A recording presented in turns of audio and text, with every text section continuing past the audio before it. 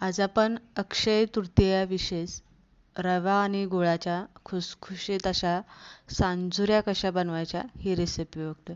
अनेकदा काय होतं, सांजुऱ्या आपण बनवत असतो पण कधी कधी त्या खूप वातड होत असतात, लगेच तळल्या की नरम पडत असतात.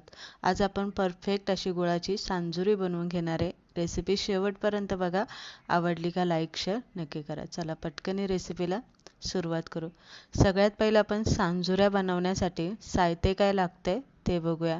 तर इथे मी साहित्य घेतलेलं आहे. 1 वाटी रवा घेतलेला आहे. आता प्रमाण कसं घ्यायचं आहे, 1 वाटी जर तुम्ही रवा घेतला तर 1 वाटी गूळ घ्यायचा आणि अर्धी वाटी बारीक खवून घेतलेलं खोबरं आपल्याला इथे घ्यायचं आहे. रवा इथे तुम्ही कोणता घेऊ शकता. तुम्ही इथे मोठाही रवा घेतला तरी चालेल आणि बारीक रवा घेतला तरी चालेल. आता यामध्ये घालायचं काय, तर जायफळ पावडर घेतलेली आहे, सुंठ आणि विलायची पावडर 1 चमचा घेतलेला आहे, चवीप्रमाणे आपल्याला थोडंसं मीठ लागणार आहे आणि अर्धी वाटीभर मी इथे बेसन पीठ घेतलेले आहे. आता बेसन पीठ आपल्याला पीठ मळण्यासाठी इथे लागणार आहे आणि साधारणतः अर्धा किलो एवढा मी इथे मैदा घेतलेला आहे, म्हणजे आपल्याला पीठ मळण्यासाठी तेवढं लागणार आहे आणि तूप आपल्याला इथे थोडंसं लागणार आहे. सगळ्यात पहिलं आपण इथे पीठ चाळून व्यवस्थित घेऊया. आता मी यामध्ये बेसन पीठ घातलेलं आहे, पण तुम्ही यामध्ये थोडासा रवा घालू शकता. मी बेसन पीठ का घातले, तर सांजुऱ्या ज्या आहे ना त्या चांगल्या अशा खुसखुशीत लागल्या पाहिजे, कडक लागू नये म्हणून मी यामध्ये रव्याच्या ऐवजी बेसन पीठ घातलेले. त्यामध्ये चिमूटभर आपल्याला असं मीठ घालायचं आहे आणि 2 किंवा 3 चमचे आपल्याला यामध्ये तूप घालायचे. आता मी इथे तूप आहे ना नॉर्मलच घालून घेतलेलं आहे, गरम केलेलं नाही आहे. आणि हे तूप आपल्याला पिठाला चांगलं चोळून घ्यायचं, म्हणजे एकंदरीत आपण करंजीसाठी कसं पीठ बनवतो मळतो अगदी सेम तसंच आपल्याला हे पीठ जे आहे ना सांजुऱ्यांसाठी चोळून घ्यायचे. आता पिठाला आपण तूप चोळून घेतलेले साईडला ठेवून घेऊ. आता आपण सांजुऱ्यांसाठी सारण बनवून घेऊ. इथे रवा चाळून घेतलेला आहे, त्यानंतर तूप घालायचं आहे आणि तुपावरती रवा आपल्याला भाजून घ्यायचा आहे. आता हा रवा भाजत असताना मोठ्या गॅसवरती भाजू नका, जास्त घाई करू नका, मिडियम गॅसवरती भाजा, म्हणजे रवा चांगला भाजला जातो, कडक होत नाही.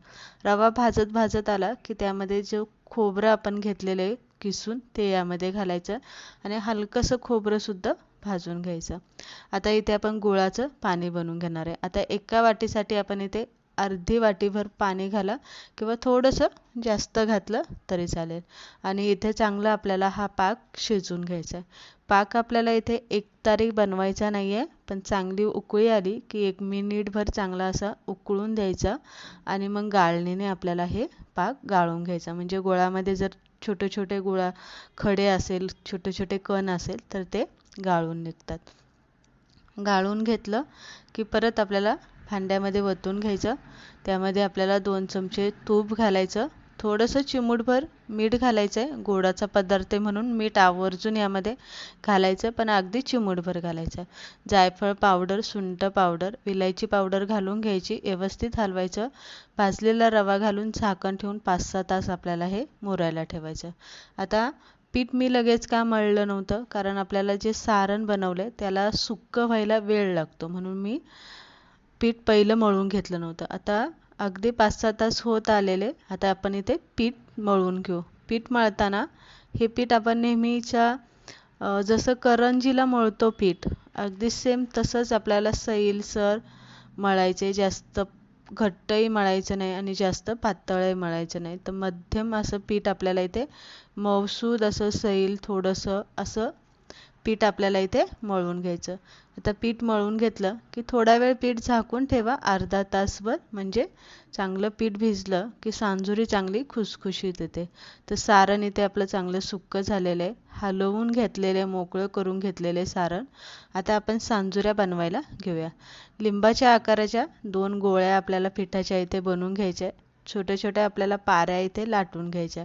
आता इथे ह्या पाऱ्या लाटताना जास्त पातळही लाटू नका कागदासारख्या आणि जास्त जाडही लाटू नका. तर जसं आपण करंजीला लाटतो तसंच इथे लाटून घ्या.